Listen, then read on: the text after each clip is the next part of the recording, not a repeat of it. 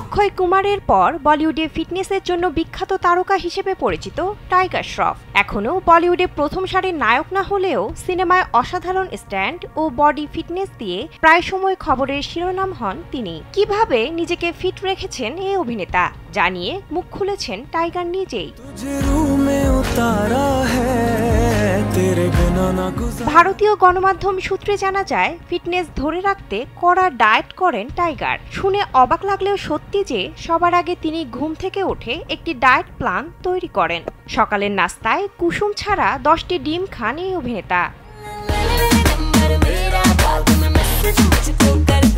Sandalina so, রূপচর্চায় আভিজাত্য। ডিমের পাশাপাশি পুষ্টিকর খাবার হিসেবে খাদ্য তালিকায় রাখেন ওটমিল ও ড্রাই ফ্রুটস। এছাড়াও অনেক রকমের শেক খেয়ে থাকেন তিনি।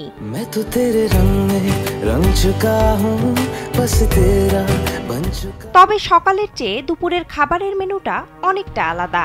লাঞ্চে ব্রাউন রাইসের সঙ্গে সিদ্ধ সবজি খান টাইগার এবং বিকেলের স্ন্যাক্স আইটেমে তার পছন্দ প্রোটিন শেক। আর রাতের তালিকাতে থাকে মাছ ও ব্রকোলি।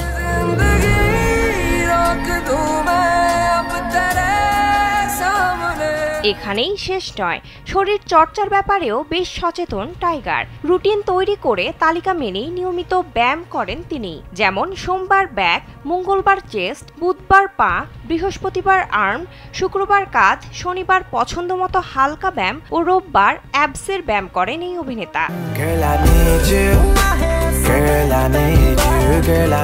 টাইগারের মতে শুধু কড়া ডায়েট ও রুটিন মতো ব্যায়াম করলেই নয়, সময় মতো ঘুমও মানুষের শরীরের জন্য অতি প্রয়োজনীয়। তবে প্রেসার কম বা শরীর দুর্বল থাকলে তার জন্য শরীরচর্চা করা বিপজ্জনক হতে পারে। এজন্য ডায়েট ও শরীরচর্চা করার আগে একজন নিউট্রিশনিস্টের পরামর্শ নেওয়া অতি গুরুত্বপূর্ণ।